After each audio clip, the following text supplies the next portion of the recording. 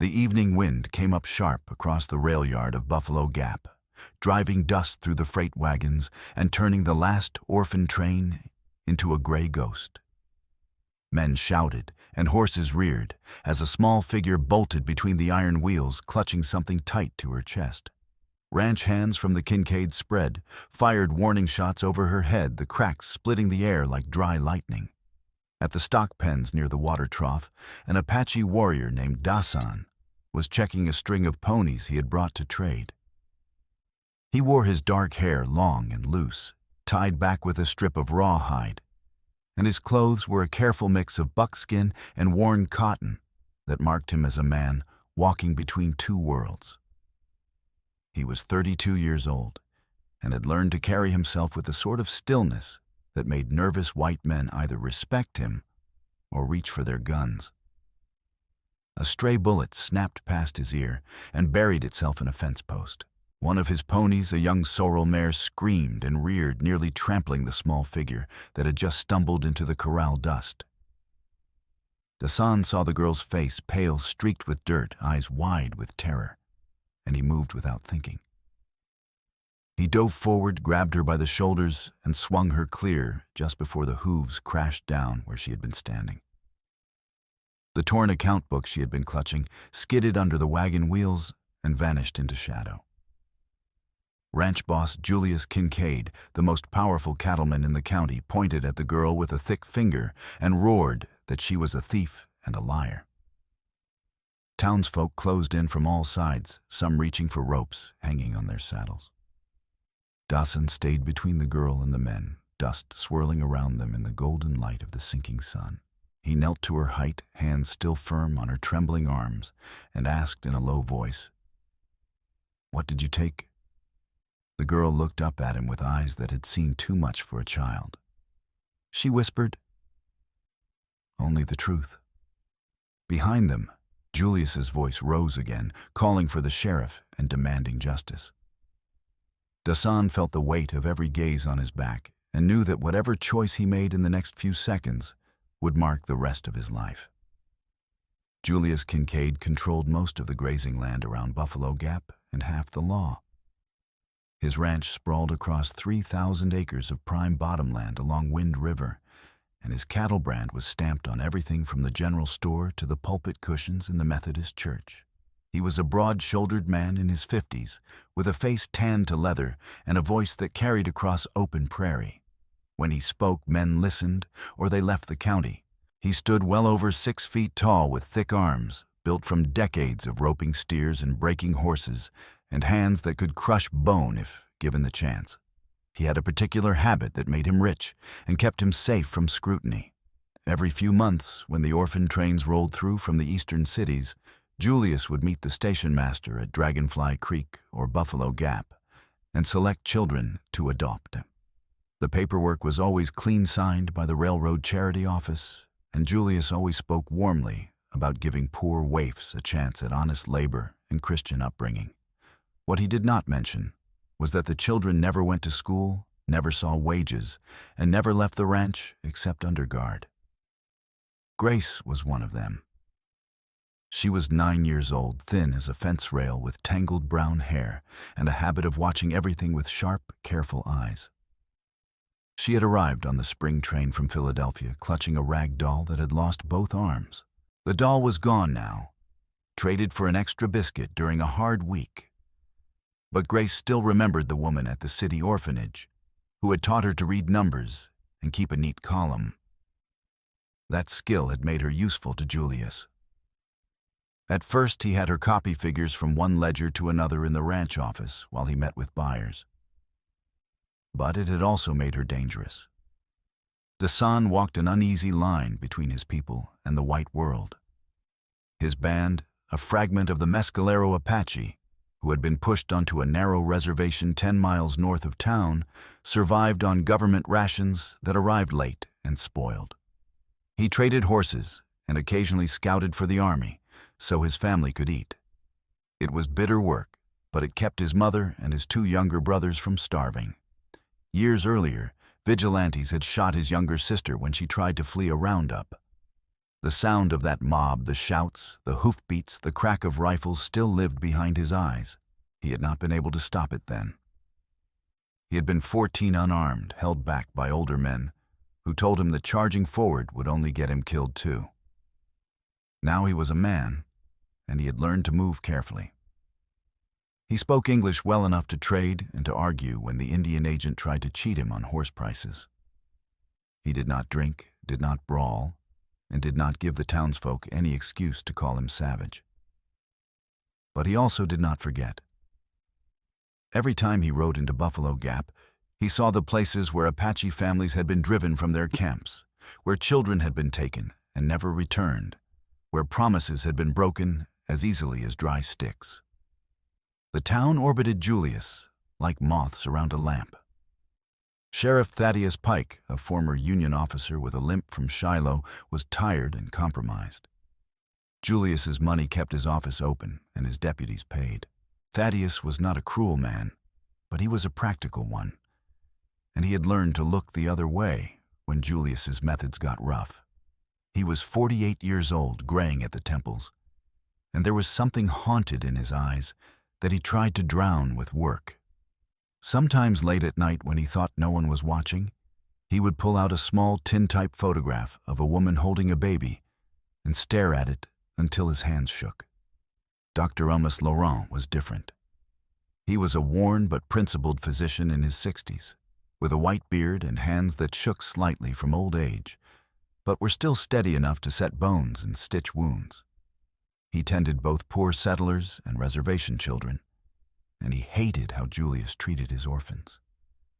But he had no proof, and without proof, all he could do was bandage the bruises and keep his mouth shut. Adele and Adam were another thread in the fragile weave. Adele taught school in a one-room building on the edge of town, and Adam farmed a thin patch of soil a day's ride out on the prairie. They had been married 3 years and had a baby daughter named Sarah, barely 6 months old. They scratched out a living that was always one bad season away from collapse. Adele had tried to visit the Kincaid Ranch once to offer lessons to the orphans, but Julius had turned her away at the gate with a smile that did not reach his eyes. There was also Nolan. She was Apache, 28 years old, and lived on the reservation with her aging father. Her husband had been killed 2 years earlier in a skirmish with cattle rustlers, who blamed the Apache for missing stock. She worked as a laundress for the army post, taking in uniforms and linens to earn enough to buy flour and salt. Dasan knew her from childhood. They had played together before the reservation, before the fences and the ration lines. She was sharp-tongued and unafraid, with hands that were strong from wringing wet cloth and a gaze that could cut through lies. She did not trust white men, and she barely trusted Dasan anymore, because she thought his trading with them made him soft. When Julius demanded that Grace be jailed for theft, Thaddeus hesitated. The account book had vanished. One of Julius's men had kicked it under a wagon and slid it into a saddlebag, while the crowd was distracted. With no physical evidence, the sheriff settled for a public whipping under the hitching rail to teach her a lesson. He told himself it was better than a rope. He told himself it would satisfy Julius and keep the peace. But when they tied Grace's wrists to the rail and stripped her shirt to the waist, Thaddeus turned away. He could not watch. He walked to the far end of the street and stood with his back to the crowd, fists clenched, while the whip cracked and the girl did not scream. Something in her silence reminded him of another child long ago who had also refused to cry. His daughter. The baby he had given away, because he could not bear to look at her without seeing his dead wife's face. Every strike across Grace's narrow back lashed at Dasan's memory of his sister's screams. He stood at the edge of the crowd, hands clenched, watching the blood bloom through her skin. He saw the way the townsfolk looked away, the way Julius smiled, the way the other orphans huddled together and said nothing. That night, watching lightning crawl along the distant mesas, Dasan made his decision. He would not watch another child be broken by a mob. but taking her would mean being hunted as a kidnapper, and it could bring the army against his people. He thought of his mother's face, of his brothers, of the fragile balance that kept them alive. Then he thought of his sister's body lying in the dust, and he knew he could not walk away.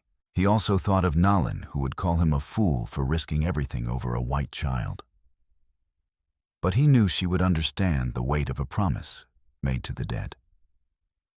The next evening, Julius ordered Grace brought back to the ranch in leg irons.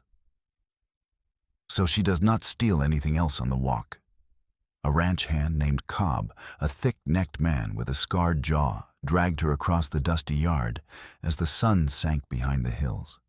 Grace's back was bandaged with strips of flour sack, and every step pulled at the raw skin. She did not cry. She had learned that tears only made men like Julius meaner. Dasan waited near the corral with his horses pretending to finish a trade with another rancher. He had sold 3 ponies that morning and had 2 left, a sorrel mare and a sturdy paint gelding. He checked their hooves, slowly taking his time watching the yard from the corner of his eye. When Cobb stopped to water his horse at the trough, Grace tried to run. She made it 6 steps before a bullet kicked up dust at her feet. Julius stood on the porch with a rifle, shouting to shoot to wound, not to kill. He wanted her back alive so she could work off what he claimed she had stolen. Dasan saw the second shot coming. He dropped to one knee in front of Grace, hands firm on her arms, to steady her as the horses tossed their heads behind him. Dust hung in the air, haloed by the sinking sun, and for a moment the whole scene froze like a photograph. "You run, they kill you," he said. Grace's voice shook, but it was steady underneath. "They already tried."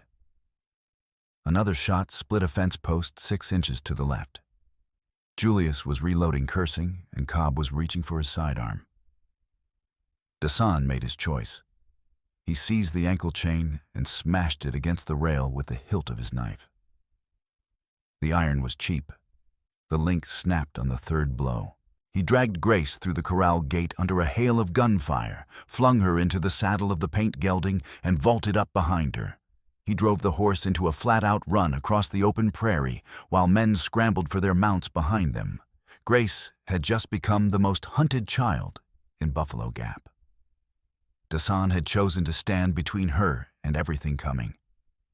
They rode hard through falling dark, exposed on the empty range. The land here was high and dry, broken by gullies and scattered juniper. Behind them, Julius's riders fanned out in a loose line muzzle flashes, winking in the distance like fireflies. Dasan guided the gelding into a dry wash he knew from hunting trips, following the twisting path between crumbling banks. Loose stones slid under the hooves, and the horse stumbled once, nearly pitching Grace forward over its neck. Dasan grabbed her belt and hauled her back just in time. The pursuit was relentless. Every time Dasan thought they had gained distance, the riders would appear again on the ridgeline silhouettes against the dying light. His horse was strong, but it was carrying 2 people and beginning to tire. Grace's small arms wrapped tight around his waist, her breathing shallow and quick against his back. They reached a narrow arroyo and slid from the saddle, leading the horse under an overhang, where the rock jutted out like a shelf. Dasan pulled off his jacket and used wet clay from the bottom of the wash to smear over the horse's white markings so they would not shine under moonlight. The gelding snorted and stamped, nervous from the hard run, but Dasan gentled it with a hand on its neck and a low murmur in Apache. Grace stood beside him, shivering in her thin dress, and watched the way his hands moved, quick, sure, purposeful. He wrapped his jacket around her shoulders. It smelled of sage and smoke and horse sweat. She pulled it tight and felt the warmth seep into her bones. "Why did you do that?" she asked. "Because they would have killed you," Dasan said. "They are going to kill you now." "Maybe." Coyotes yipped on the ridges above them, calling to each other in the dark. Dasan positioned himself at the mouth of the arroyo, with his rifle ready, counting the riders that searched the flats. He had a single-shot carbine, old but reliable, and 20 rounds in his belt. Not enough for a long fight. He would have to be smart.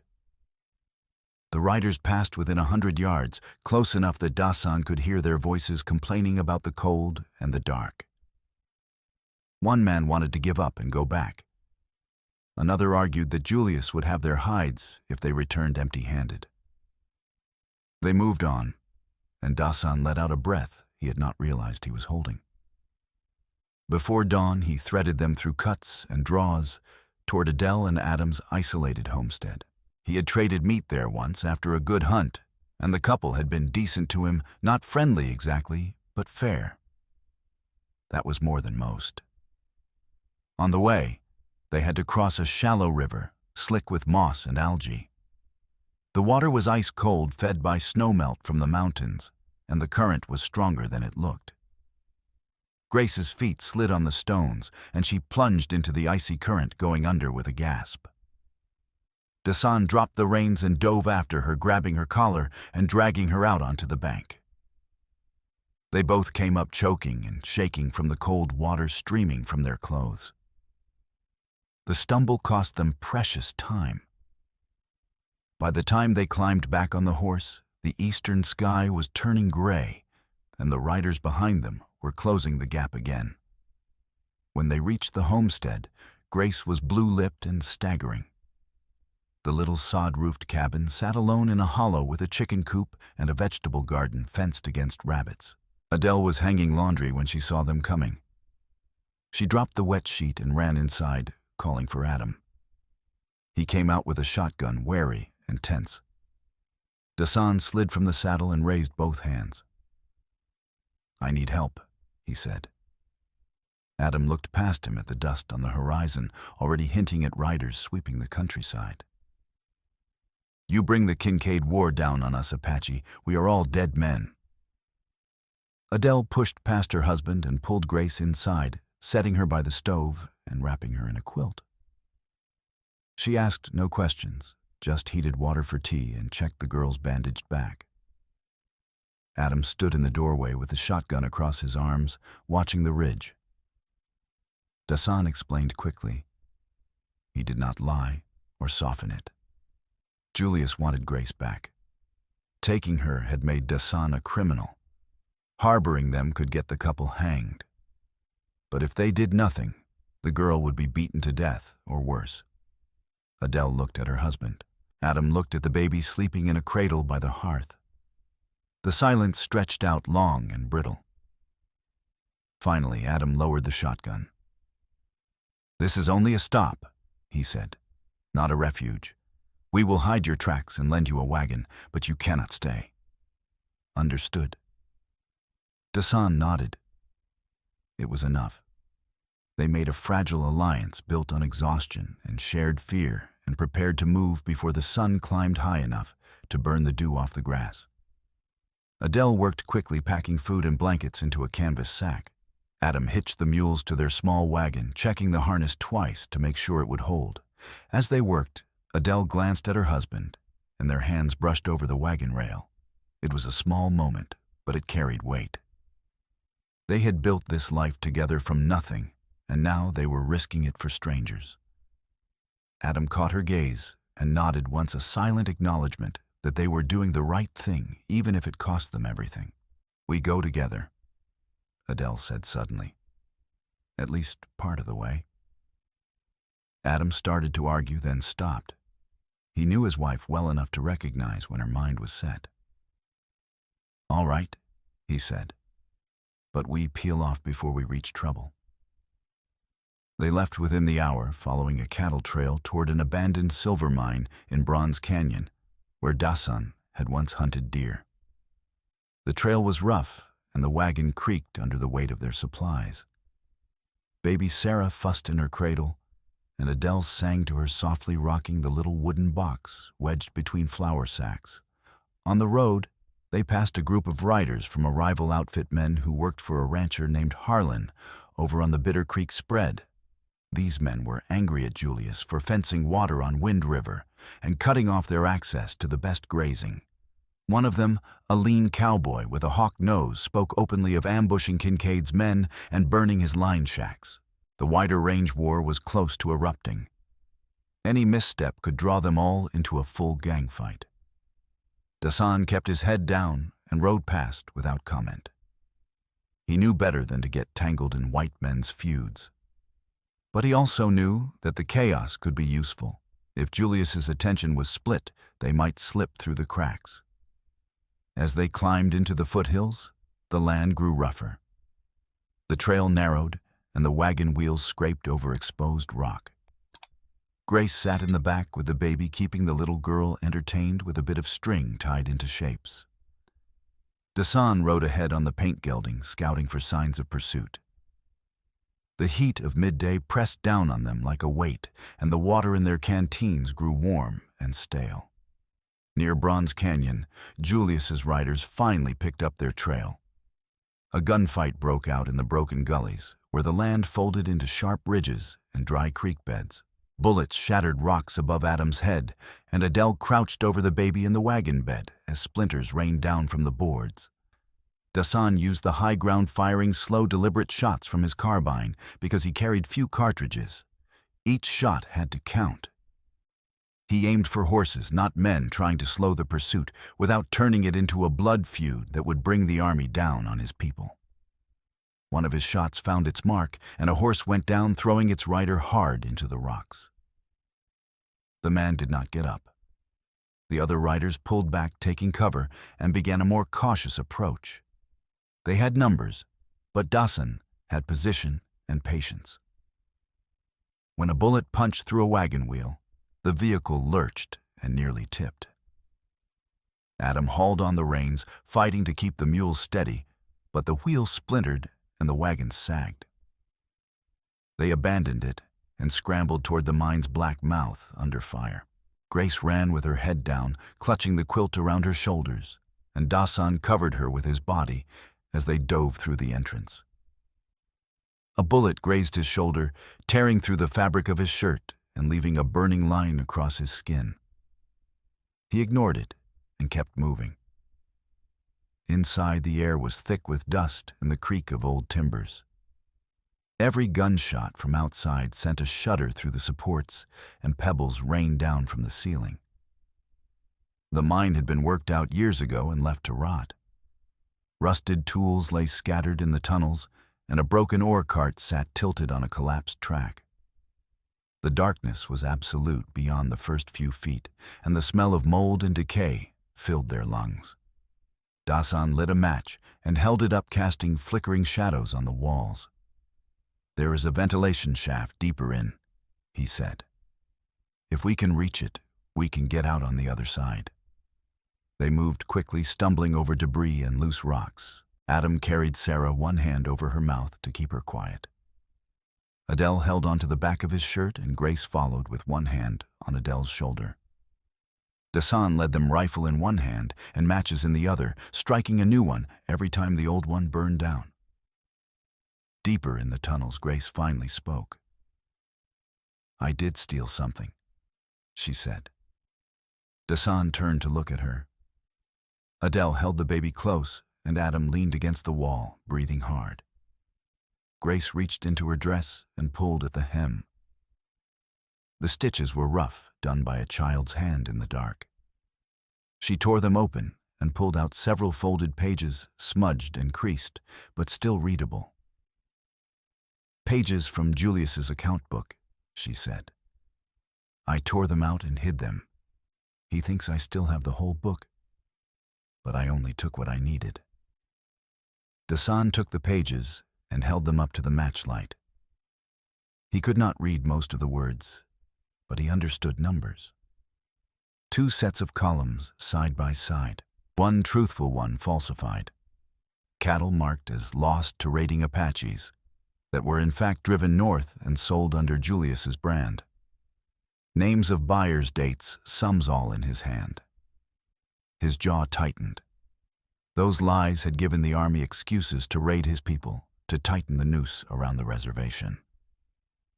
Every steer Julius claimed was stolen became another black mark against the Apache. A shot from outside splintered a main beam near the entrance. Dust exploded into the air, and the ground beneath their feet trembled. Another shot followed, and another. Julius's men were trying to bring down the entrance to trap them inside or force them to surrender. "Move," Dasan said, and they ran deeper into the mine. The tunnel narrowed until they had to crawl on hands and knees. The ventilation shaft was barely wide enough for the adults to squeeze through, and the walls scraped their shoulders and backs. Grace went first, because she was smallest, then Adele with the baby strapped to her chest. Adam followed, grunting with effort as he forced his broad shoulders through the tight space. Behind them, a section of tunnel collapsed with a roar blocking the way they had come. Rock slammed into Dasan's back and knocked him flat. He forced himself up, shaking off the pain, and crawled forward into the shaft. His wounded shoulder burned, and his lungs ached from the dust-filled air. As he crawled, a hand grabbed his ankle from behind. One of Julius's men had squeezed into the tunnel before the collapse and was trying to drag him back. Dasan kicked hard, his boot connecting with something soft, and heard a grunt of pain. The hand let go, and he scrambled forward, reaching the shaft just as another rockfall sealed the tunnel behind him. They emerged on a ledge high above the canyon, gasping for air. Below them, Julius's men circled the collapsed entrance, shouting and cursing. The fugitives had escaped the mine, but Julius knew they were alive and close. On the wind-swept mesa above Bronze Canyon, the group huddled behind a tumble of boulders while the sun climbed toward noon. The baby cried thin and hungry, and Adele rocked her desperately, whispering comfort. Adam kept watch with the shotgun, his face gray with exhaustion and a bruise already darkening on his jaw from the crawl through the shaft. Dasan's shoulder ached where the rock had struck him, and he could feel the bruise spreading under his shirt, merging with the burn from the bullet graze. He insisted on seeing what Grace had risked so much to take. She hesitated, fingers tight on the folded pages, then handed them over. He spread them flat on a rock and studied them carefully. The numbers were clear enough, but it was the margin notes that made his blood run cold. One page showed cattle driven north and sold to a buyer in Cheyenne, marked in a separate column as "Lost to Apache Raid Wind River, April 14th. Another showed the same pattern for May and June, but it was the third page that stopped him. A payment to Pike for quiet services. Thaddeus's name was right there in ink, followed by a sum of $50. Below it, another entry. Paid railroad agent Dragonfly Creek for one troublesome girl. Brat saw me with the station master. Remember the yard. Grace's voice shook as she explained. The Dragonfly Creek station master had been kind to her. His name was Mr. Calloway, and he had taught her to read numbers while she waited for placement. One night, she could not sleep and went to the telegraph room window. She saw Julius pay Mr. Calloway and switch ledgers, one real and one false. When Mr. Calloway threatened to report it, Julius knocked him onto the tracks in front of a night freight. Grace saw the whole thing. She grabbed the pages from the real ledger and ran, hiding them in her dress. All Julius had to do was call her a thief. No one would believe an orphan over a respected cattleman, and if she tried to talk, he could have her whipped or worse. But there was more. Grace's hands trembled as she pointed to another line, half smudged but still legible. Pike, daughter, age 9, Philadelphia. Arrangement complete. Dasan looked at her sharply. What does this mean? Grace shook her head. I do not know. I thought it was about another orphan. Adele leaned over the page, her schoolteacher's eye catching details. It is a record of payment.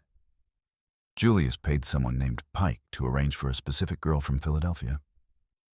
Grace, when did you arrive? April, Grace said quietly. April 12th. The date matched the ledger entry. Dasan sat back on his heels, feeling the weight of it. Grace was not just a random orphan. She had been selected, brought here deliberately, and Thaddeus Pike was involved. Their only real chance was to get the pages into the hands of someone above Julius's reach, perhaps a territorial judge. That meant turning back toward Buffalo Gap instead of vanishing into the hills. Adam shook his head. "You ride back there, they will hang you both." "Maybe," Dasan said, "but if we run, Julius wins, and my people keep paying for his lies." Adele looked at Grace, at the raw determination in the girl's face, and nodded slowly. "Then we split up. Adam and I will try to slip north with Sarah, away from Julius's range. You two go back. Find someone honest." Grace touched the beaded bracelet on Dasan's wrist, the one he had made after his sister died. "You said you would teach me to be brave," she said. "I am," Dasan answered. "This is how." They rested for an hour, then began the dangerous descent from the mesa. Dasan led them down a game trail so narrow that Adam had to walk with one hand on the rock face to keep his balance. Adele carried Sarah in a sling across her chest, whispering to her to stay quiet. The baby had stopped crying, exhausted from the ordeal, and slept fitfully against her mother's chest. At the bottom, they split. Adam and Adele would head north, aiming for a settlement near the territorial line, where Julius's reach did not extend. Dasan and Grace would circle back toward Buffalo Gap, staying off the main roads and using the broken land for cover. Before they parted, Adele pressed a small bundle into Dasan's hands. It was food wrapped in cloth, and tucked inside was a folded paper. "My sister's address," she said. "If something happens to us, send word to her. She will want to know." Dasan nodded. It was a gesture of trust, and he felt the weight of it. Adam shook his hand, awkward but sincere, and then the couple climbed into their wagon, borrowed from a neighbor before fleeing, and drove north. Dasan and Grace watched them go until the dust settled. Then they turned south toward the town that wanted them dead. They moved carefully, staying to the draws and dry washes where the land hid them from view. Dasan taught Grace how to read the signs of pursuit, fresh hoof prints, broken branches, the way birds scattered when riders passed. She was a quick learner, her sharp eyes catching details he sometimes missed. Once she spotted a line of riders on a distant ridge before he did, giving them time to hide in a narrow ravine until the danger passed. On the second day, they stopped at a creek to water the horse and refill their canteens. Grace knelt by the water, cupping her hands to drink, and saw her reflection ripple on the surface. Her face was thinner than she remembered, marked by sun and dust, and her eyes looked older. "Do you think we will make it?" she asked. Dasan was checking the horse's hooves, picking out stones lodged in the iron shoes. "I think we will try," he said. "That is all anyone can do." "What happens if they catch us?" "They will not." "Oh, but what if they do?" Dasan looked at her, his face serious. "Then we make them work for it." That night they camped in a sheltered hollow with no fire. Dasan gave Grace the last of the dried meat and wrapped her in both their blankets because the air had turned cold. He sat with his back to a boulder rifle across his knees, watching the stars wheel overhead. His shoulder throbbed with each heartbeat, but he said nothing. Grace could not sleep. She sat up, pulling the blanket around her shoulders, and asked, "Why did your sister run?" Dasan was silent for a long time. Then he said, "Because they were taking the children, rounding them up to send to schools far away. She was 12. She did not want to go." "What happened?" "They shot her. Said she was resisting. Said it was an accident." His voice was flat, but Grace could hear the pain underneath. "I am sorry," she said. "So am I." They sat together in the dark, two people marked by loss, and the silence between them was no longer awkward. It was shared understanding. The next morning, they reached a narrow pass that would take them within 5 miles of Buffalo Gap. But as they crested the ridge, Dasan pulled up short. Below them, spread across the valley, was a line of riders. Too many to count. Julius had called in help from neighboring ranches, and they were sweeping the land in a coordinated search. Dasan turned the horse and rode hard for the only cover nearby, an abandoned line shack at the edge of a dry creek bed. They reached it just as the first outriders spotted them. Bullets cracked through the air, and Dasan shoved Grace through the door and barricaded it with a broken table. The shack was small with gaps in the walls wide enough to see through. Dasan positioned himself at the largest gap rifle ready and counted the riders closing in. 10, maybe 12. Too many for a straight fight. He fired once, aiming for a horse's legs, and the animal went down, throwing its rider. The other men scattered, taking cover behind rocks and scrub brush. Then he heard another sound, a baby crying. Grace's eyes went wide. That is Sarah. Dasan cursed under his breath. Adam and Adele had not made it north. They had been driven back, and now they were trapped in the same shack. The door at the back of the shack burst open, and Adam stumbled in, bleeding from a gash on his forehead. Adele followed, clutching Sarah, her face pale with terror. "They caught us on the north road," Adam gasped. "We doubled back, thought we could lose them." A bullet splintered the doorframe, and they all dove for cover. The shack was too small for all of them, the air thick with fear and the smell of old wood and dust. Dasan counted his remaining cartridges. 8 rounds. Not enough. Grace, instead of freezing, crawled under the shack's warped floorboards to reach Sarah when Adele had to set her down. She pulled the baby close through a gap, whispering to her, covering her mouth gently to keep her quiet, while boots stomped overhead. Adele pressed her hand over her mouth to stifle a sob, terrified for her child. Outside, the riders spread out in a loose circle, pinning them down. One of them shouted for them to come out or burn. Another fired at the roof, and smoke began to curl up from the dry shingles. They were going to be roasted alive if they stayed. Dasan fired twice more, dropping a man from his horse and forcing the others to take cover. But he was down to 6 rounds now.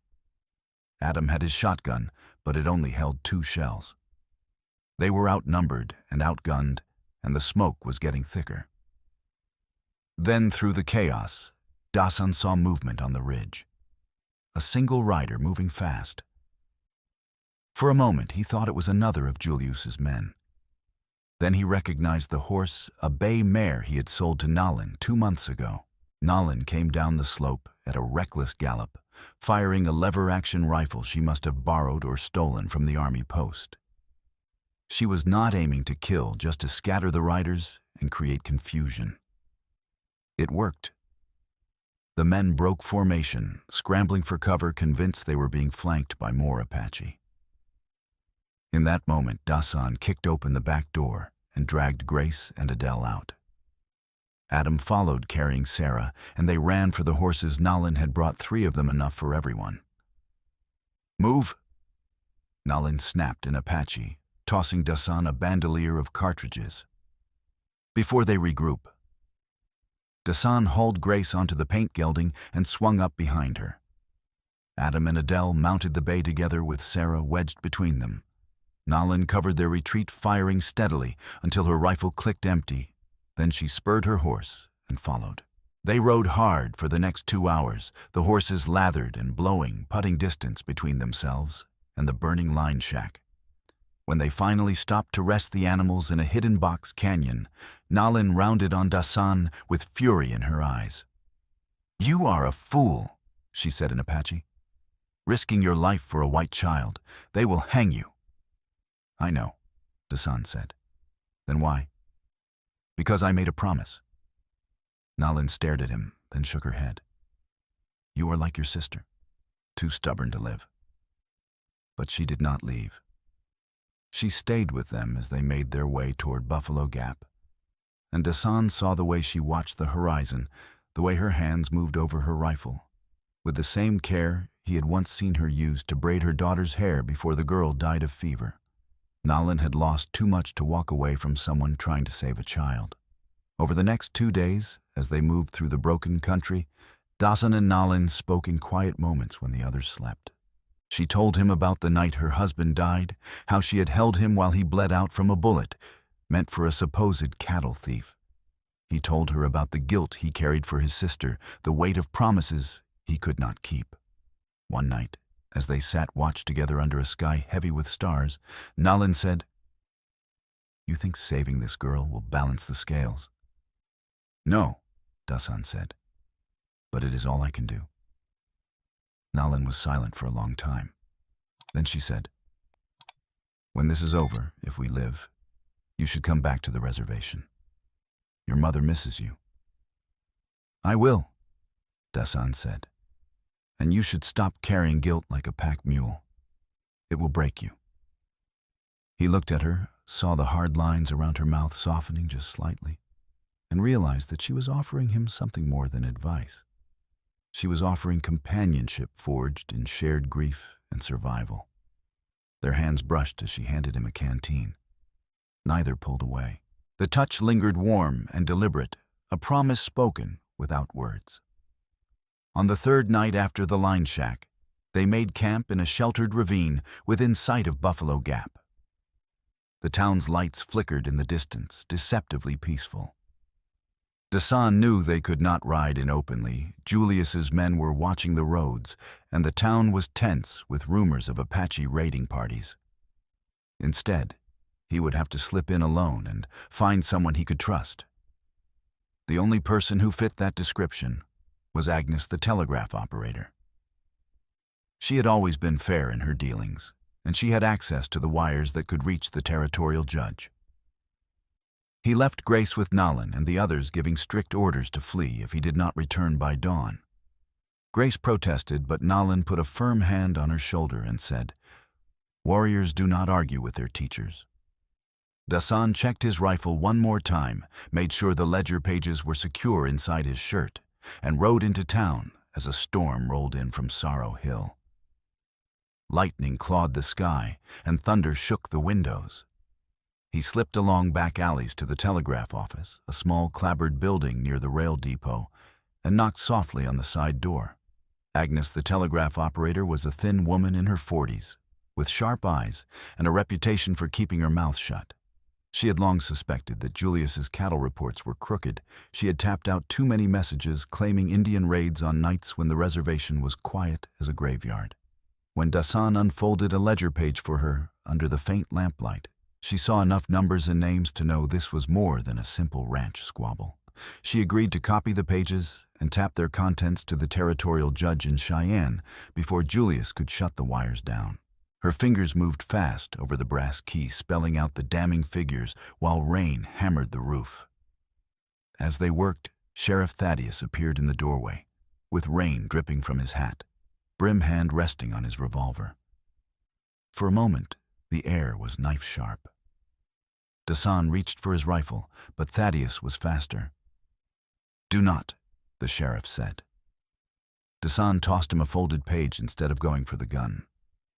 "Read," he said. "Then choose where you point that weapon."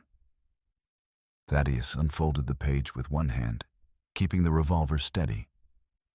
He read his own name in the margins, money taken for quiet services.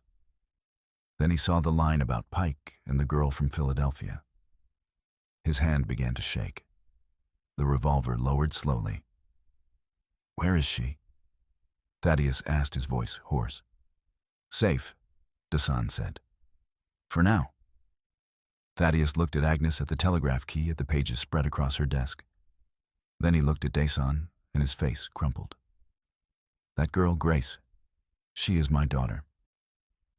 The words hung in the air like smoke. Dasan stared at him. "What?" Thaddeus sank into a chair, his face buried in his hands. "I had a wife in Philadelphia. She died giving birth. I could not care for a baby and fight in the war, so I gave her to an orphanage. Sent money when I could. Wrote letters. When I came west and took this job, Julius found out. He said he could bring her here, give her a good home on his ranch if I looked the other way on his business. I thought she would be better off with him than in the city. I did not know what he was doing to those children. I did not know. Agnes set down the telegraph key, her face hard.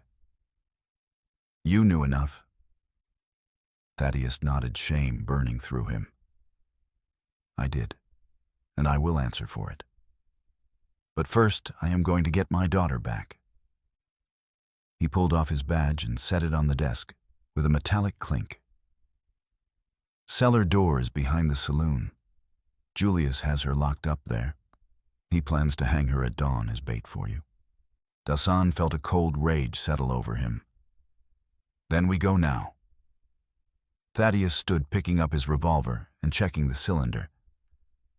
I will give you what time I can. After that, it is on you. The storm broke as Dasan and Thaddeus slipped through the rain-soaked streets toward the saloon. Lightning threw harsh shadows across the buildings, and the wind tore at the awnings, ripping one loose to flap wildly in the gale. Julius was on the porch, haranguing a crowd about the blood-hungry Apache who had stolen an innocent child and murdered good men.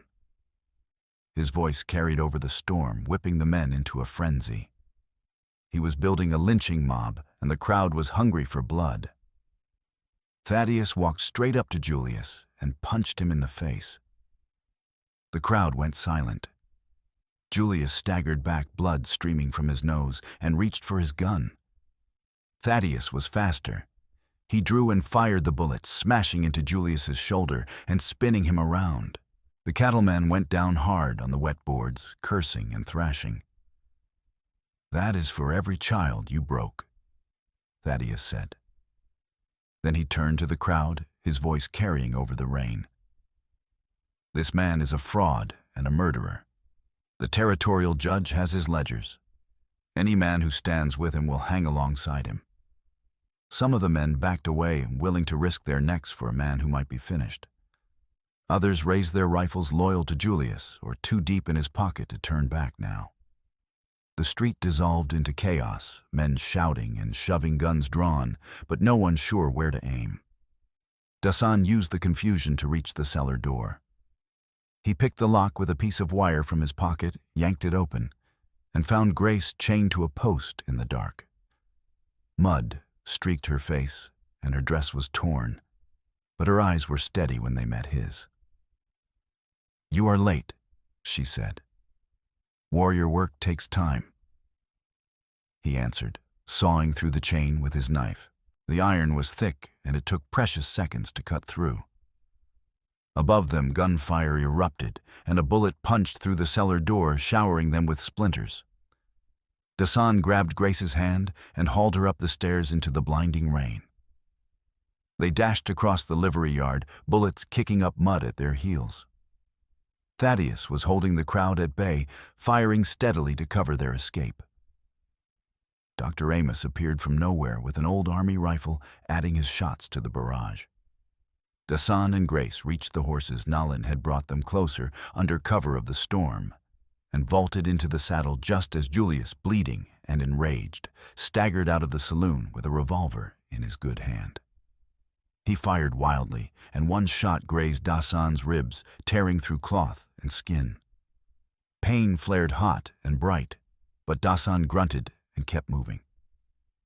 He spurred the horse forward, crashing through the crowd, and Grace clung to him as they bolted out of town.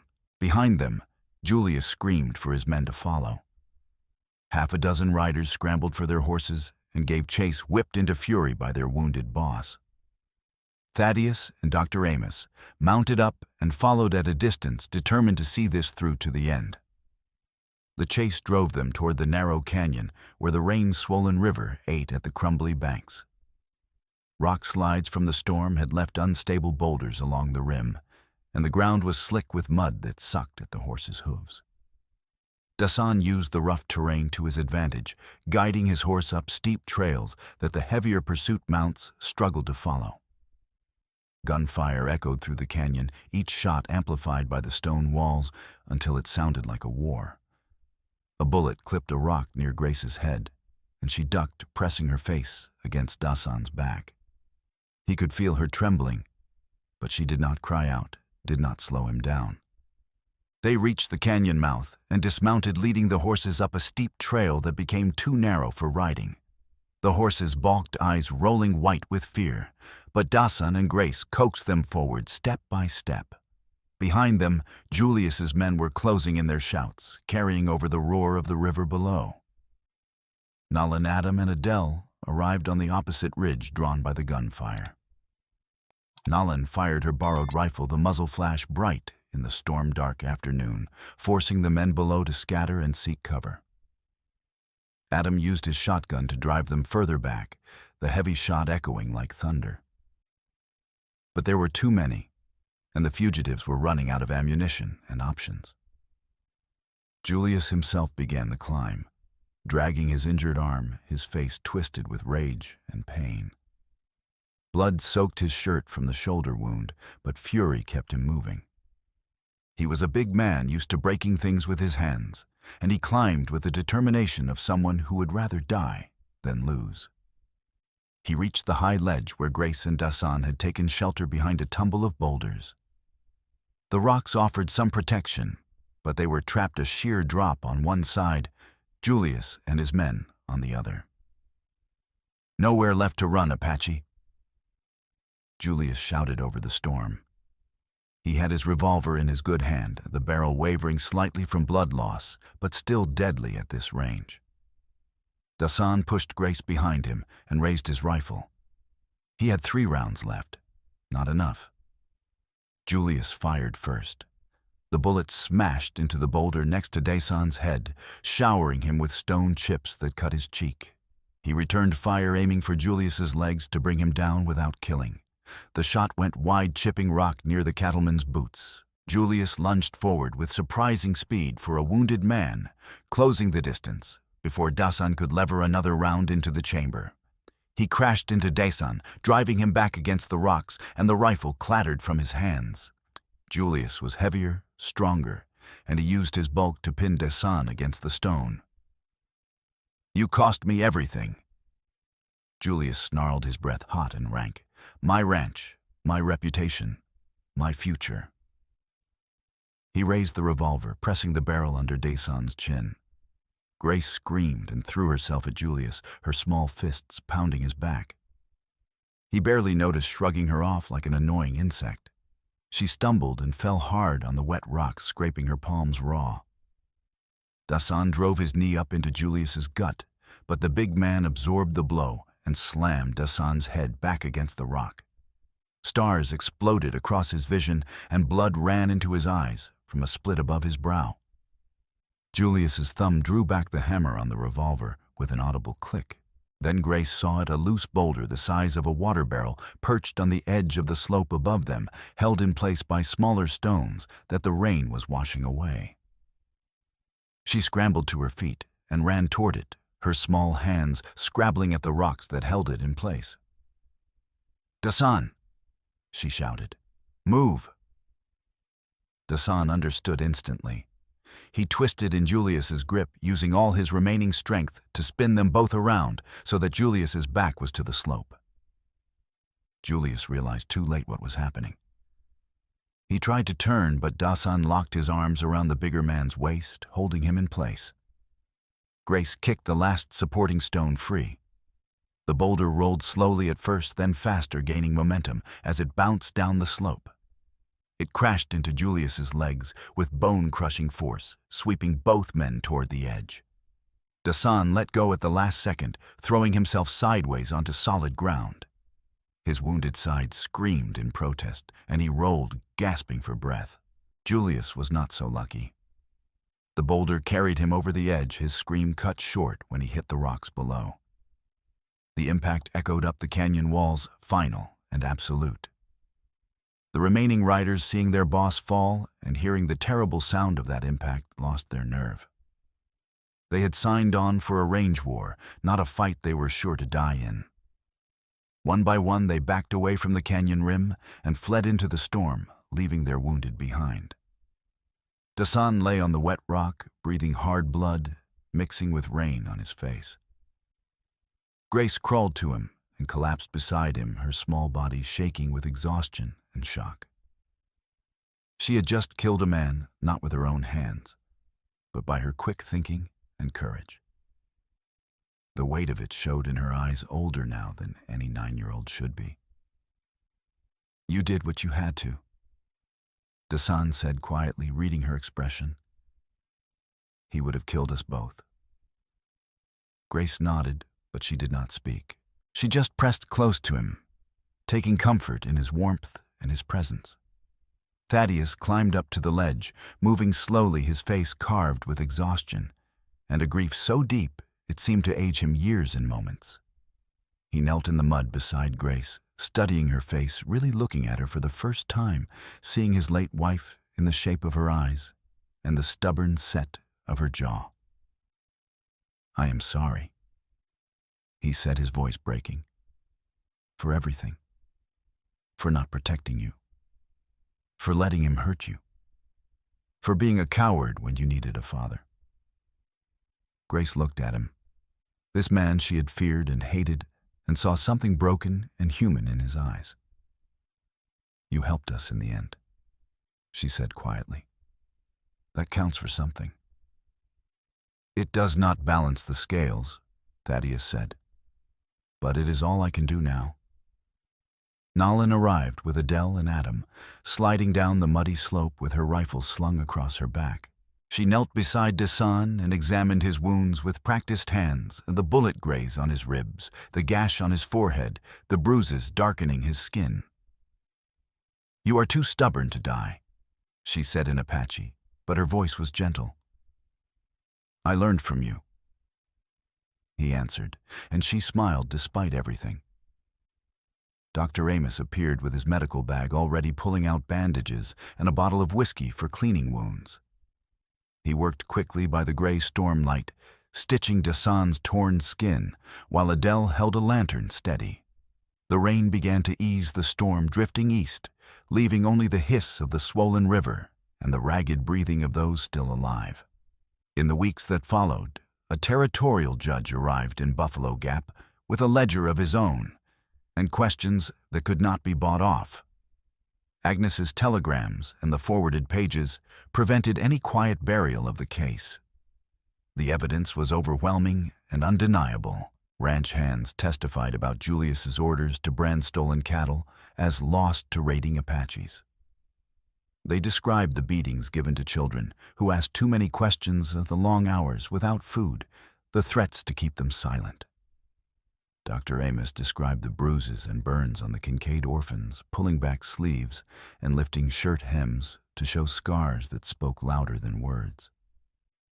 Under questioning, Thaddeus admitted his negligence and complicity. He described how Julius had used his daughter as leverage, how he had taken money to look the other way, how shame and fear had kept him silent when he should have spoken. His testimony was damning, but it was also honest, and the judge took note. The ruling came down hard. Julius's estate would be liquidated and the proceeds used to compensate the families he had wronged, both the orphans and the Apache band falsely accused of theft. Thaddeus would face charges of corruption and complicity, but his cooperation and his final act of defiance earned him a reduced sentence. He would serve 2 years in the territorial prison at hard labor, and when he was released, he would no longer hold any position of public trust. The range war did not disappear overnight. Blood feuds do not end with one man's death. But the loudest fire starter was gone, and smaller ranchers secured fairer access to Wind River water. A new election was scheduled for sheriff, and this time the candidates were chosen by the people, not by the highest bidder. No one talked openly about Indian raids, quite as easily now that court records showed how profitable those lies had been. The army, embarrassed by the revelations, quietly withdrew several pending actions against the reservation. It was not justice, not yet, but it was a step. Grace was cleared of all charges. The judge reviewed her case carefully and determined that Julius had orchestrated her placement through bribery and coercion. Thaddeus, standing in chains before the bench, formally acknowledged her as his daughter and petitioned for custody to be granted to Adele and Adam, who had already expressed their wish to raise her. "I have no right to ask." Thaddeus said, his voice steady despite the chains. "But I ask anyway. Let these good people raise my daughter. Let her have the life I could not give her. I will write to her if she allows it. I will try to be the father I should have been from the start. But she deserves better than a man in prison." The judge agreed, noting that Grace deserved a stable home with people who had proven their character through action, not words. Adele and Adam, their homestead burned, but their family alive, planned to move farther from Julius's old range, nearer a modest town called Willow Creek, where Adam could hire on as a day worker and Adele could teach school again. Dasan, healed slowly, watched closely by army officers, eager for an excuse to arrest him. His wounds were deep, if the bullet graze had cracked a rib, and the blow to his head left him dizzy for days. Dr. Amos changed his dressings twice a week and warned him against riding too soon. Nolan stayed with him during those weeks, sleeping on the floor of the doctor's back room and refusing to leave until he was strong enough to walk without stumbling. In the quiet hours when pain kept Dasan awake, Nolan would sit beside him and talk. She spoke of her daughter lost to fever and how the grief had nearly killed her. She spoke of her husband and how she had loved him fiercely even when he made foolish choices, and she spoke of the future carefully, as if testing the weight of the words. "When you are healed," she said one night, "you should come back to the reservation. Your mother will want to see you." "I will," Dasan said. "And after that?" Nolan asked. Dasan looked at her, seeing the question underneath. In the lamplight, her face was softer than he had ever seen it, the hard lines smoothed by exhaustion, and something that looked like hope. "After that, I think I will stay, if there is a reason to." Nolan's mouth curved in a small, rare smile. "There might be." She reached out and took his hand, her fingers rough from laundry work, but warm against his skin. It was not a grand declaration. It was a promise, built on shared loss and survival, on respect earned through action. It was the kind of love that grew slowly in hard soil rooted deep enough to last through drought and storm. On the morning Grace was to leave with Adele and Adam, a small crowd gathered at the edge of town. The sun was bright and the air smelled of wet earth from the recent rains. Thaddeus, escorted by 2 deputies, was allowed to say goodbye before being taken to prison. He knelt in front of Grace's chains, clinking with every movement, and looked at her with eyes that held nothing but regret and a desperate hope for forgiveness. "I am going to write to you," he said. "Every week. I do not expect you to write back. But I want you to know that I see you now. I see how brave you are, how strong. And I am proud to be your father, even though I have no right to that pride." Grace looked at him, this stranger who was also her father, and felt something shift inside her. It was not forgiveness, not yet. But it was a beginning. "I will read them," she said. Thaddeus nodded, relief flooding his face. "That is more than I deserve." "Thank you." Dasan and Nolan walked with Grace to the wagon, where Adele and Adam waited. The sky was high and empty, the prairie washed clean and green from the storm. Horses grazed in the distance, and a hawk circled overhead, riding the thermals. Dasan knelt in front of Grace dust, rising around them, just as it had the day he first chose to stand beside her. His hands rested lightly on her shoulders. She looked older than she had 3 months ago, not in years, but in the steady way she met his eyes, in the set of her jaw, in the way she carried herself. "You were never a thief," he said. "You carried proof when men twice your size kept their mouths shut. You stood when others ran. That is the mark of a warrior. I was scared the whole time, she admitted. So was I, he answered. Courage is not a place without fear. It is the step you take while it still shakes inside you. He slipped off the narrow beaded bracelet and tied it around her wrist. He explained that he had made it years ago after his sister died, as a promise to never stand silent when a child was in danger. I could not keep that promise for her. He said, his voice rough with emotion. I kept it for you. Now you carry it. You choose who you stand for.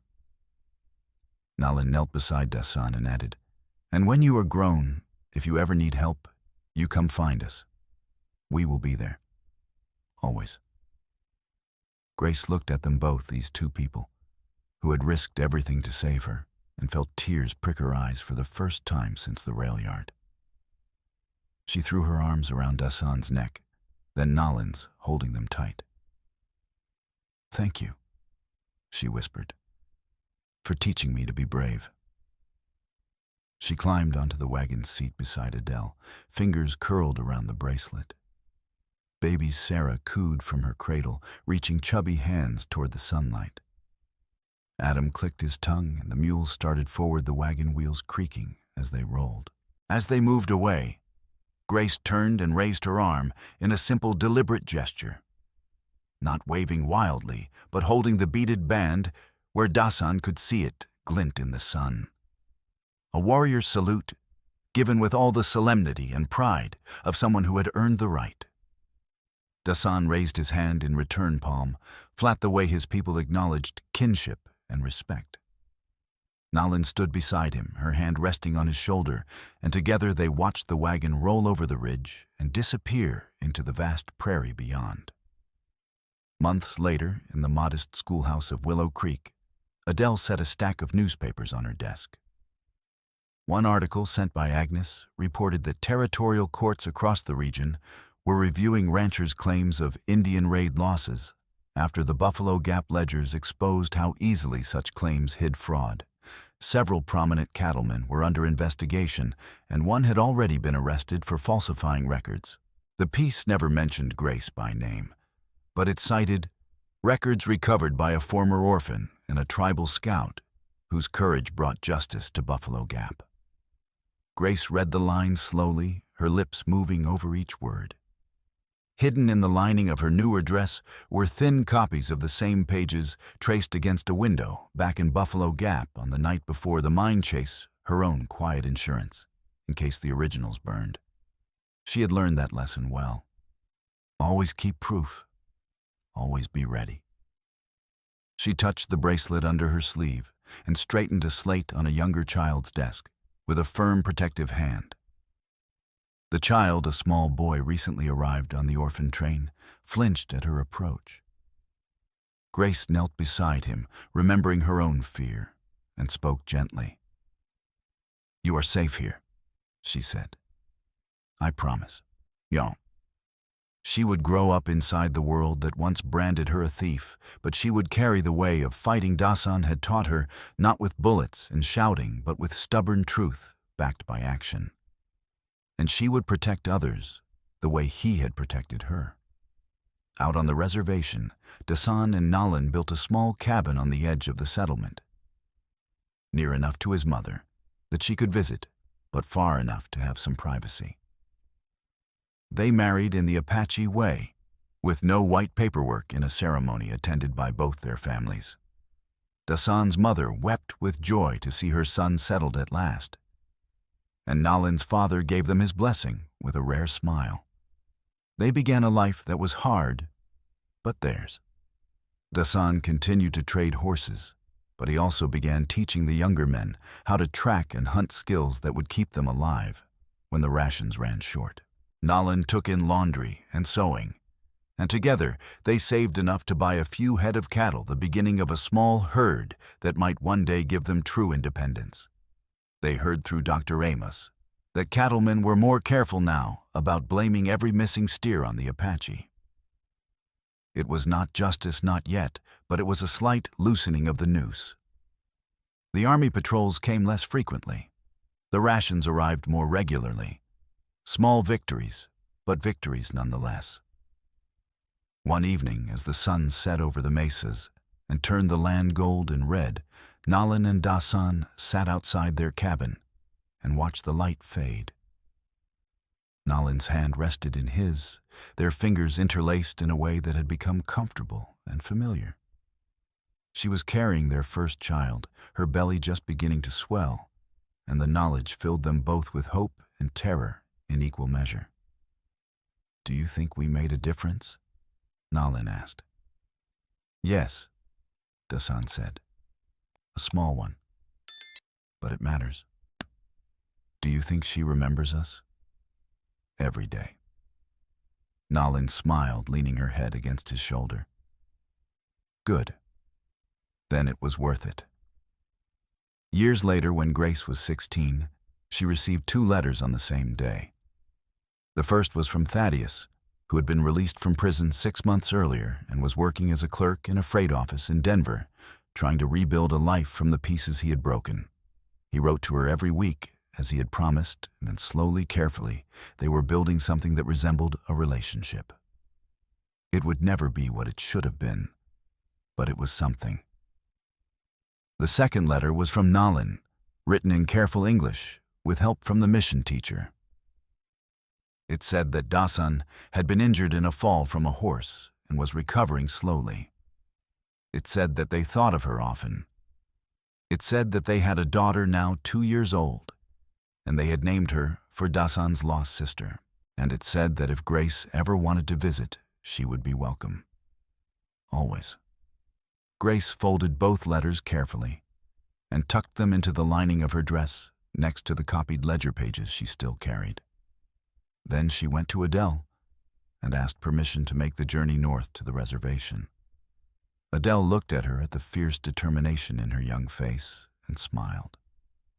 "You are almost grown," she said, "and you have always been braver than the rest of us. Go, but come back safe." Grace traveled north with Adam, who drove the wagon and carried his shotgun in case of trouble.